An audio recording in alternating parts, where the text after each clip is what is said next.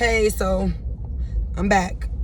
I'm gonna change, and I'm getting another call. I'm about to change my YouTube name back to Luna Love 11.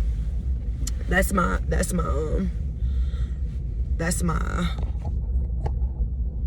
avatar, if you will. And right now I'm back. I'm still in Detroit, hometown. It's opening day, so it's a lot going on down here. I'm door dashing. It's a nice day. And I'm back with another reading, another Aaliyah reading. It's a channeled message. And it's back to her first album. It's about her first album, Age Ain't Nothing But a Number. I actually just got done listening to it like maybe 5 minutes ago, but I used to listen to that album all the time when I was a kid, all the time. And back to my other videos where I was talking about how me and my god sister actually never got a chance to meet her. But I knew her cousin. I knew her cousin, which was my god sister's sister, and then my sister knew her as well. So they were actually like another like small friend group of Aaliyahs, which was perfect because we were also like family. Let me make sure I'm paying attention.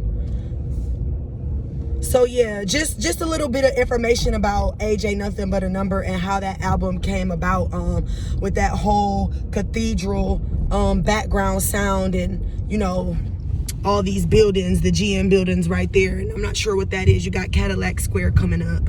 I'm right in the center of downtown Detroit, and she shouted out, she actually shouted out a lot of neighborhoods in what song was it? Down with the Click.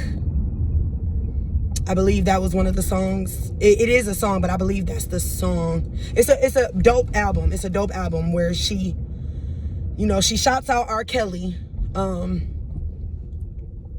you know, for the tracks, for the beats and everything. And then she proceeds to, you know, call out her friend groups that were originated from the, she called out her friend groups that originated from Detroit, I guess, if you will. That was her first album. So yeah, that's just a bit of who Aaliyah was. Like, Aaliyah was the heart and soul of Detroit. Like, her aunt Gladys Knight, who was married to her dad's side of the family, introduced her to R. Kelly as a favor to the family, and that's how that career started. That's how that friendship started, and that's why she started calling out her other artist friends in the city to put R. Kelly on, because he was the dope person making the tracks, not the dope man, but he was when it came to cutting tracks, he was dope. So when she got on, she was shouting out her city, her friends. And yeah, so, you know, with that came that album, classic album. And so that's another part of where the confusion comes in with her life, because that whole, you know, how did she meet R. Kelly, and, you know, oh, excuse me. You know, just that whole, how did she meet R. Kelly, and, you know, just like the age appropriateness of it all, because remember, she had a lot of friend groups that all went to church, and when word got around that she was hanging out with someone that was older in age than her, it kind of raised eyebrows a little bit. I'm not sure about other people's parents, but the friend groups, you know how friends talk when they think something funny, you know, when they think they grown outside of their parents, excuse me, my face all in the camera, and they say things about you or to you that they think they could, but sometimes you have to reflect on, you know, why would they say that, this, that, and the third, why would I even say that? But that Age Ain't Nothing But a Number album was actually an actual love letter to Big Meech. Because remember, I said she had a lot of friend groups, and in the last video I said she knew Eastside people, Eastside Detroit people. She went to school, she went to DSA. That's a performing arts school. And it's it's off Jefferson, which connected the east and the west of Detroit. Downtown Jefferson, downtown Detroit connects the east and the west. And so she had a lot of friend groups, and that's why she shouted out those people in the song. You know, it wasn't to brag, but to put everybody on to her, the wave, what she had going on. And that whole jazz beat is up north. That's a Harlem thing, you know. She touched on who she was as a person. She was born out of New York, but she was raised in Detroit. So once again, the jazz swing with the cathedral churchness of it all. My grandmother actually grew up Lutheran. My mom grew up Lutheran, side note, while my dad's people grew up Baptist. But yeah, see, it's opening day. Hey, I'm just recording. I just wanted to record. I'm recording a video about an artist from Detroit, and I just wanted to show them that it was opening day. He's an awesome artist. Well, thank you for sharing. All right, You have a good one. Enjoy. Go Tigers. See, it's cool here. It's cool.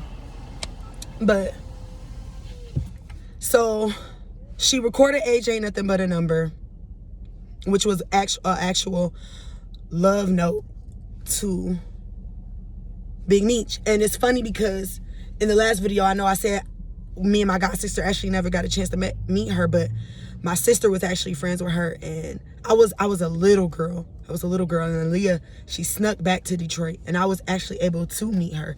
My sister's family. Remember, me and my sister don't have the same dads, but my sister's dad's family is ordained in a church. They run a Baptist church that me and my mom went to for years. And one day Aaliyah came here, and it was after the Age Ain't Nothing But a Number album, because by that time I'm here. I was little. I was born in 93, and that album came out in 93. So yeah, so when she came back here, the more I meditated on it and drive around here and listen to her music, it's like, oh my gosh, like my intuitive messages. Remember I said in the beginning of this video, this is a intuitive message video. It's I started receiving all these downloads, these memories again, these dreams. I met her. I actually got a chance to meet her through my sister. And I remember the feeling and everything. I was like so excited. I was so excited. I was excited. And then we drove to my sister's church. That's where we met. It was a group of girls, a group of people. And they had a conversation, and she kind of broke down. She kind of broke down about something. I can't really recollect or remember what the actual conversation was, but I felt her. And it was like, it was about Big Meech. It was some sort of miscommunication there, and her emotions were tied into it. And then remember on that last video when I said she had another friend who kind of like kept guarded thoughts, who I believe was Delicious. We're all Detroiters, so it's no harm, no foul here. Like I said the other day, I'm just having reoccurrences in my life, and it's time for me to speak my truth. I'm not here to bash anyone. I'm just here to speak my truth. And a bit of Aaliyahs. Because I've been sitting here for this long. I've been waiting on my moment to let people know who I am and where I'm coming from. That, I don't know, I've been going through spiritual battles of my own. And so I really am here to help her family and help me. So performing arts high school, group of friends, shouting out R. Kelly, people taking it the wrong way.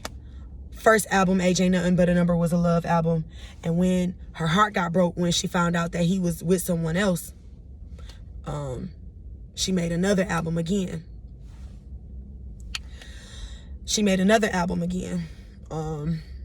What was it? 4-page letter? I don't know if was that next. I have to do my research again, but that was the that was the reverse, to let him know, like, I really like you. Why don't you see that we belong together type thing? And with the whole shouting out R. Kelly and the church thing on the first album, and people talking, gossiping and rumor, that's how gossip and rumor started. Now I'm just here to speak, this is Aaliyah's truth. I wasn't there for all of that, even though I did meet her one time. You know, we like family.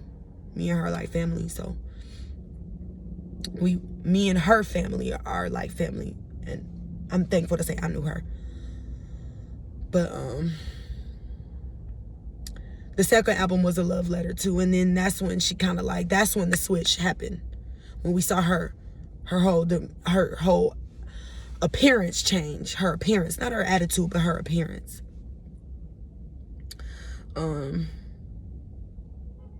Yeah, so the gossip and the rumors. The gossip and rumors is what kind of like, it broke down her heart. It broke down her heart because, once again, like I said, here in Detroit, like, everybody was fed the word on Sunday and went to grandma's house after and ate, and everything was good. Like, that whole 10 of Cups vision. I got my laptop here too, and I brought my other tarot cards as well. But that going to church on Sunday with the family, and then going to grandma's after and eating dinner, that 10 of Cups, that emotional fulfillment, what it seemed like. She was pure. She was pure. But when she started making music with R. Kelly through the likes of her family, that's when the rumors started about her. And that's when she gave it one more try on that album. Got the Wheel of Fortune here. With the World card. She already put her heart on display once. Remember, she was a Capricorn. Aaliyah was a Capricorn. She had already put her heart on display once with the Age Ain't Nothing But a Number album. No One Knows How to Love Me Like You Do. And then she did it again with the 4-Page Letter album. So she took a chance and put her whole heart on display. That was her whole career, her truth. She was just a fresh kid. She was a fresh kid, but clean cut off the block, innocent, pure. She didn't know nothing but to make friends and do what she was taught. She went to a performing arts school, so why not share the wealth with her friends? And her first 2 albums, she took a chance. She took a chance on her first 2 albums by expressing her love to someone from Detroit. And on the third try is when when her whole demeanor just switched. And that's Aaliyah's love life from Detroit in a nutshell.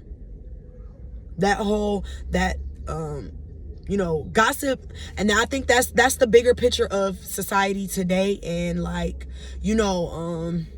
just with everything that goes on, like, being mindful and cognizant of what you say about people, because bullying is real. And even though people commit suicide every day, that whole No Child Left Behind Act, how do you think that came about? It's that was for people, that was for my generation. And that's because of the things previous generations went through. So what do you think this generation now is going through? That whole bullying thing. Bullying, that's the thing, bullying.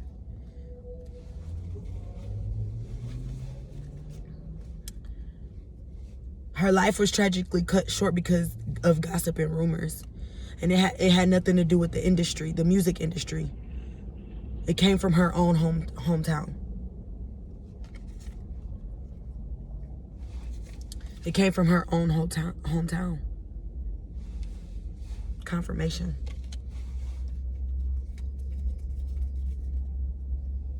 I mean, there was a Queen of Wands in there, a King of Wands in there, a Queen of Swords, a King of Swords. And so, like I said, when she actually did pass away, after me meeting her when I was yay high, only like 3 or 4, that whole conversation ran back again while I was in my sleep. And then I heard, that's when her spirit fell on me. Because, well, I'm not going to say why it did, but one for one, we actually did touch skin to skin. And I don't want to come off like I'm a liar, because I'm not.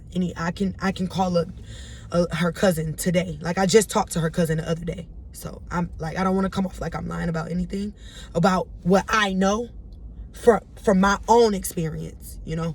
But so with that being said,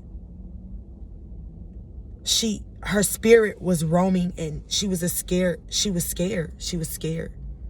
because her heart had kept getting stepped on because of that bullying. Gossip sounds, you know, highfalutin, if you will. It's a classier taste when you say gossip. But it was bullying.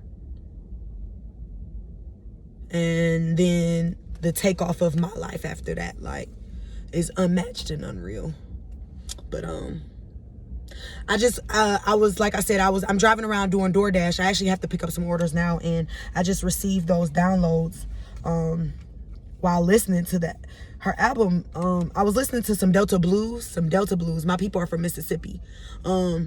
It soothes me. And then I'm like, okay, well, what else? Because I don't like a lot of noise. Like, when you grow up in the city, and then I'm like I'm up north, and there's an upper peninsula, like the northern lights and all of that. I don't like a lot of noise, and I really don't even like driving. So I'm really about to get back in here and figure it out. I kind of want to be outside with the people today anyway. It's a nice day. But I just wanted to get on here and say that. I wanted to show y'all some more cars too. But her first two albums were actual love letters, love notes to someone from Detroit, Michigan. And if you go back to Age Ain't Nothing But a Number album, she actually is talking about Detroit. Like, actual factual Detroit. She shouts out PA, Puritan Avenue, where that person was from. And she shouts out downtown Detroit, where she went to school. And if you're not down with crack, let me see you put your hands up.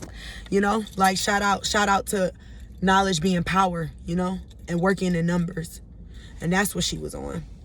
And peace, love, and light. See y'all later.